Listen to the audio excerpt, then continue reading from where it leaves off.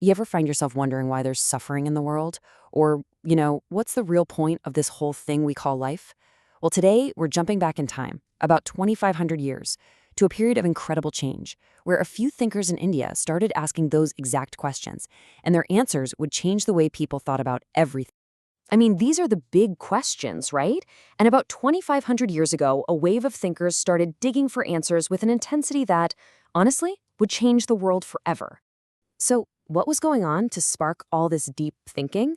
Well, this wasn't happening in a vacuum. India was going through this massive transformation. New cities were popping up, big kingdoms were taking over, and the old familiar ways of life, they were starting to crumble. All that change and uncertainty kind of forced people to take a step back and ask, wait, what's really going on here? And out of all this change comes our first major figure, a man whose personal quest for answers would create ripples across the entire globe, eventually forming one of the world's great philosophies. This was Siddhartha Gautama. And you gotta understand, he was a prince, a kshatriya. The guy had everything you could possibly imagine: comfort, luxury, status. But he realized none of that stuff could protect him from the basic truths of life, like sickness and death. So he did something absolutely radical. He just walked away from it all. He began this journey that would last for years just to find some real answers. So after he finally achieved enlightenment under a peepal tree in Bodh Gaya, he became known as the Buddha, which just means the wise one. And his first central teaching was, well, it was a bit of a bombshell. He said that life, at its core, is just full of suffering and unhappiness. It's a pretty intense starting point, but he didn't stop there. He had to know why, and he figured out what he believed was the root cause of it all. The Buddha called it tanha, which translates to thirst or craving. It's that constant nagging feeling of wanting more, of never being satisfied. Think about our world today, that endless desire for the next phone, the next trend. The Buddha argued that that is the very thing that makes us unhappy. And the only way out? Moderation in everything. And what's so brilliant is how the Buddha taught this lesson. He didn't just give a lecture, he made people experience it. So this woman, Kisa Gotami, comes to him, just destroyed by grief over losing her son. And he doesn't give her some empty platitude, he gives her a task. Go get a handful of mustard seeds, but they have to come from a house where no one has ever died. As she went from door to door, of course, she couldn't find a single one. And the truth just washed over her. Loss is universal. No one gets a free pass. It was just this incredibly powerful, compassionate way to teach one of life's hardest lessons. Now, at the exact same time, another thinker was on a very similar journey, and it would lead him to a path to peace that was just as profound, but different.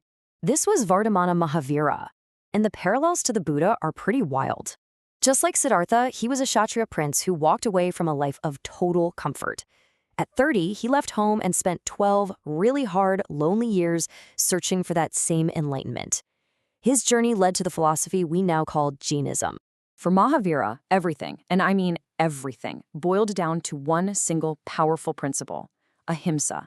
This is nonviolence, but in its most absolute, extreme form. It's not just don't kill people.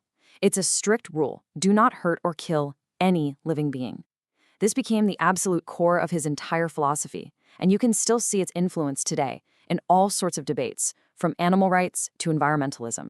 And this quote just says it all, doesn't it? It's really a radical call for empathy.